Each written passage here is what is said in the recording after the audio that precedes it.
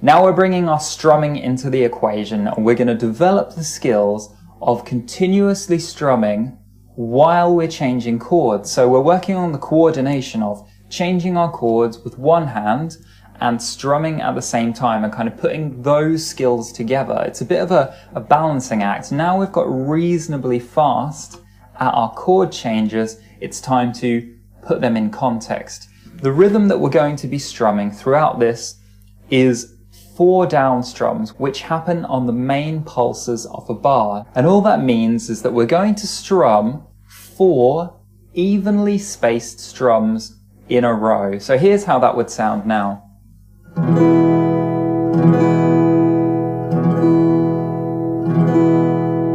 Okay, and we can loop this continually because, you know, music is longer than just 1 bar long. For our purposes, 1 bar just means 4 strums in a row. So if we were going to play 2 bars next to each other, we would be strumming continually 8 times. And that's what we're going to do. But rather than staying on 1 chord for the whole of those 2 bars, we're going to have the first chord for the first bar and the second chord for the second bar. And we're going to line them up with the various chord changes we've been working on. So we're going to have 4 different chord sequences for this chord set. And the first one is just going to be a chord sequence where we're moving between our E chord and our A chord while continually strumming. So it's 1 bar on the E chord, 4 down strums, and 1 bar on the A chord, 4 down strums. Now before we begin, there's a couple of important things. The first thing is the speed at which we actually do this. If we begin too fast, here's an example. We're not going to be able to change our chord in time to continuously strum, which is a big problem because this activity is about coordination. Lots of people come to me and they say, how do I change chords without stopping my strumming? And this activity is the solution to that. It's about building the coordination at the tempo that's right for you and getting both of your hands in sync and playing together. That comes from beginning at a tempo where you can strum continually while changing chords. So it's a slow speed at first. Go really, really slow with this until you've got the whole coordination together, and then you can gradually speed it up. But don't start too fast or you're going to have the same problem lots of people have. You're going to play 4 strums and then you're going to be stuck and not be able to change chords in time, and then you'll carry on. So if you're playing sounds like that and there's a pause where you change chords and then you carry on strumming, you're definitely approaching this too fast. Okay, so dial back the speed at which you can do it all in sync. And even if it feels like it's in slow motion or you're doing it on the moon, it's totally fine. It's about the coordination and the syncing up of your 2 hands and putting it all in context. It's not about speed. And the second important thing is that your strumming hand is the one that's in charge. So it's going to continually strum at a very slow pace, and your other hand has to get in line with it. Those chord changes have to fit in the spaces left by your strumming hand. With your fretting hand, it's no longer the boss. You're not moving the chords and strumming them once you've moved them. You're strumming continually, and this hand's in charge, and they have to get in time. But do it at a pace where you're able to do that. Now I'm going to demonstrate the first chord sequence. So it's just changing from the E chord to the A chord and back again a couple of times in context. So I'm going to start at a speed where I'm able to continue strumming while putting the change in. And it sounds like this.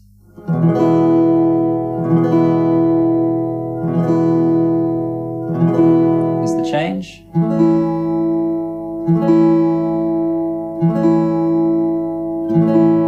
And again.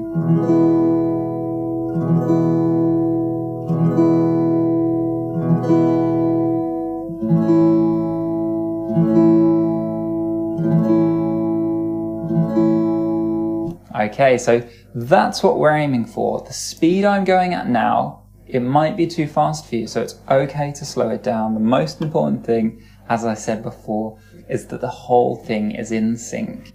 And now it's your turn. So pause the video, go for your first chord sequence. You're continually strumming and you're changing from your E chord to your A chord and back again. Have a go at doing that. Go for it.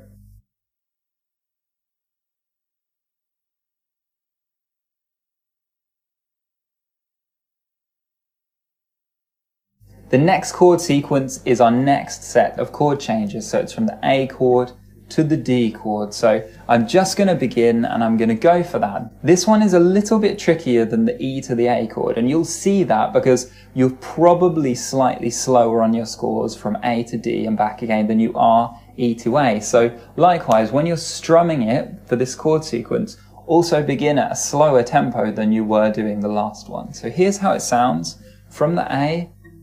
4 strums. Go for the change, and the D. Come back.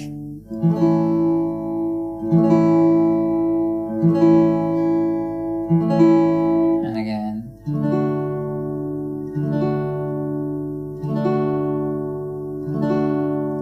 And that's what we're aiming for. Now the first time you do this, and the first few times you do this, it's going to be hard to do it so fluid and as smooth as that, but that's why we're doing this and that's what we're working towards. So take your time, go at a slow pace and try to strum continually while you get your chord change in between the strums. Okay, so now it's your turn. Pause the video and go for your changes between A and D.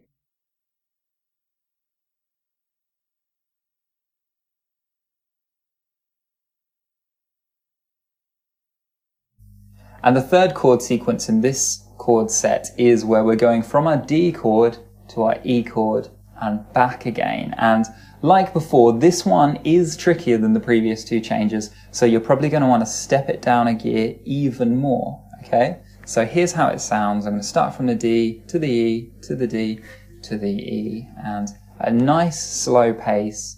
What we're aiming for is the coordination between everything. Okay, here we go.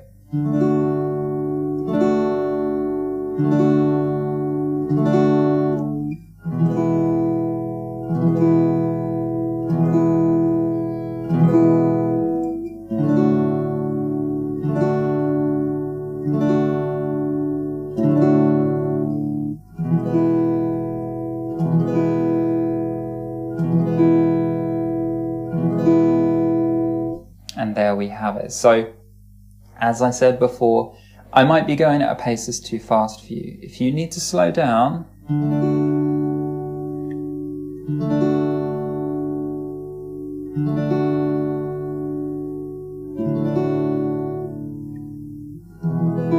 that's absolutely fine. It's about the coordination. Okay, it's about putting all of the stuff we've been working on so far together in context. So now it's your turn. Go for it.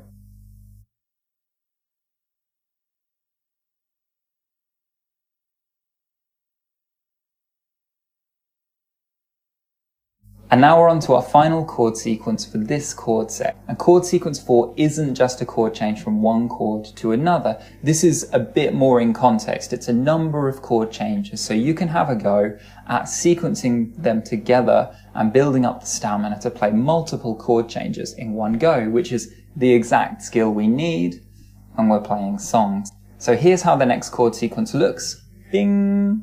And here's how it's going to sound when we play it. It's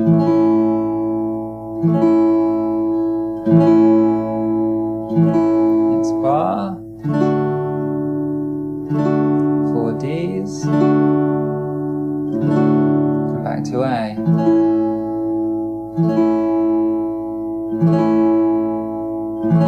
stay on A, 4 more strums, which is a bar, and then to E.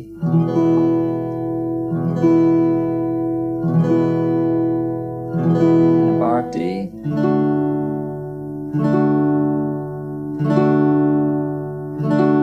bar of A,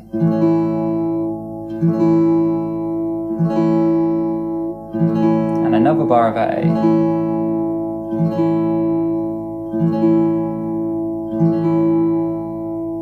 And that's how it sounds all together. Now, I'm going to stress the important things again, which are that you slow it down to a speed where you can continue strumming and get the chord changes in. However slow it feels, don't worry, you want to slow it down to the point where you can put it all in sync.